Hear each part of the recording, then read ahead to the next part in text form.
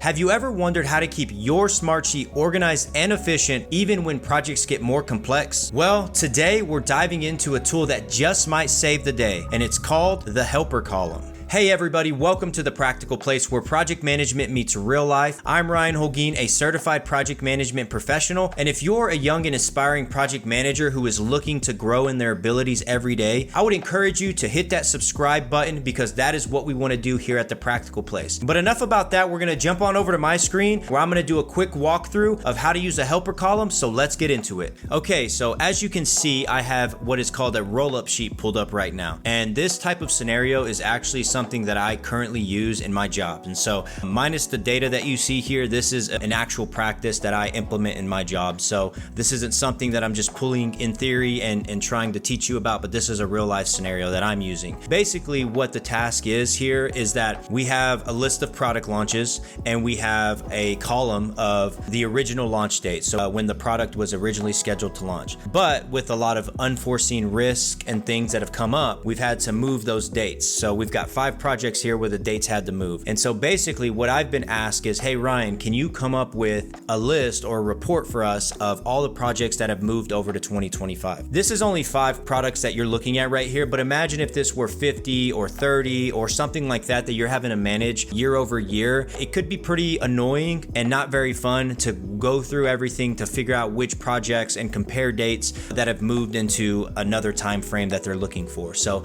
basically what I have here is I have the product name, I have the original launch date. So you see a lot of these were scheduled for Q4. There's a Q3 launch right here, and then there's a lot of these are Q4 launches, right? So we're planning to have a busy Q4, but then with a lot of unforeseen circumstances, we've had to move those. And so basically what my manager wants me to do is tell them which launches moved over to a Q1 of 2025. And so basically what I have here is I have this move to 2025 column is my helper column. And what I've done is I've added a column formula, as you can see right here. So if we were to read this function out, and it's checking any original launch dates that were in Q4, because my manager wants to know which launches from Q4 moved into Q1 of the following year. That's where you see October 1 here, and then you see December 31st here. So that's Q4, right? And then we want to cross-check that with the new launch date of any dates between January 1 to March 31st, which is Q1 of 2025. And then it's saying if this is true, then enter 1, which is a checkbox.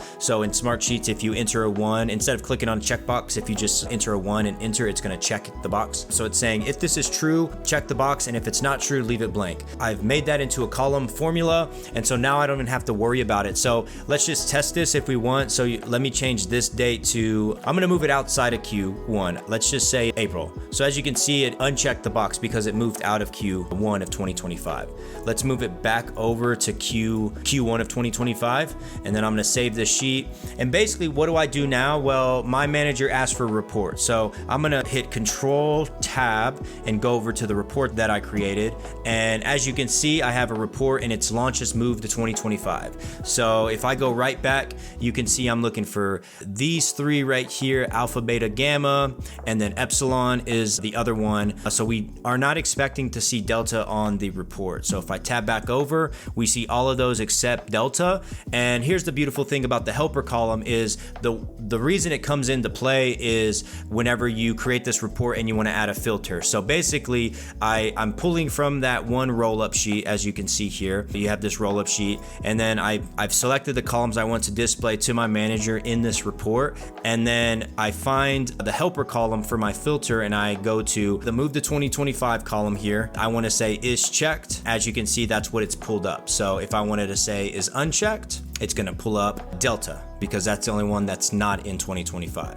And there you have it, guys, the helper column. Now, this is just one use case where I use it in my role, but if there's any ways that you guys use it, or if there's any ways that you guys can think of how to use it that have been super helpful for you, I would encourage you to leave a comment below. I would love to read those and learn for myself ways that I can grow to how to utilize the helper column tool for myself. If you like this video, if you found it helpful, or if you want to see more like this, please give this video a like. quick. And don't forget to subscribe if this is something that you're interested in. Not only do I do hard skill tutorial type videos here, I'm really interested in talking about the mindset of a project manager. So some of the power skills or the soft skills, that's something that I'm really passionate about. And project management has just been something that has given me a sense of direction in life. Not only has it helped my career, but it's just helped me grow in my confidence as a person. And so if you're somebody that doesn't really know where you want to go in your career, and you're young in your career and you have a long way ahead, then I would say seek out project management. And the Practical Place is here to be a resource for you. We try to make search-based content, so it's really easy to look up whenever you're on our channel. Go check out our channel and check out all the videos we have right now. But until next time, again, I'm Ryan Holguin here with the Practical Place, where project management meets real life. We will see you in the next video.